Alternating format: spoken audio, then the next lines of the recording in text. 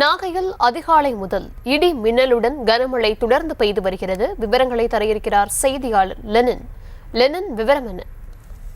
தர்ஷினி, தென்மேற்கு வங்கக்கடல் மற்றும் அதன் ஒட்டிய மத்திய மேற்கு வங்கக்கடல் பகுதியில் நிலவி வரும் ஆழ்ந்த காற்றழுத்த தாழ்வு பகுதி வரும் 22ஆம் தேதி ஆழ்ந்த காற்றழுத்த தாழ்வு மண்டலமாக மாறும் என இந்திய வானிலை ஆய்வு மையம் எச்சரிக்கை விடுத்துள்ள நிலையில் நாகை மாவட்டத்தில் அதிகாலை முதல் திடீரென இடி மின்னலுடன் கனமழை பெய்து வருகிறது.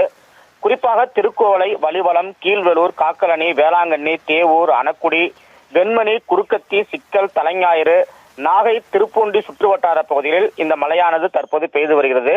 கடந்த ஒரு வார காலமாக நாகப்பட்டினம் மாவட்டத்தில் மழை இல்லாமல் இருந்த நிலையில் தற்போது திடீரென மழை கொட்டி தீர்த்து சாலைகளில் தண்ணீர் பெருக்கெடுத்து ஓடுகிறது.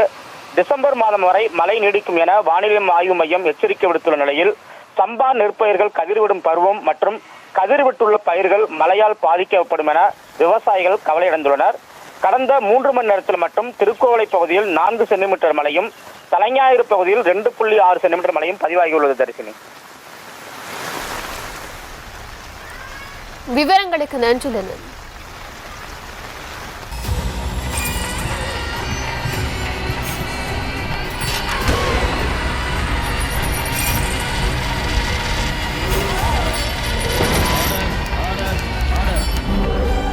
நிகழ்தகவு குற்றங்களின் மறுபரிமாணம் நாள்தோறும் இரவு 10 மணிக்கு இணைந்திருங்கள் நமது நியூஸ் தமிழ் தொலைக்காட்சியோடு.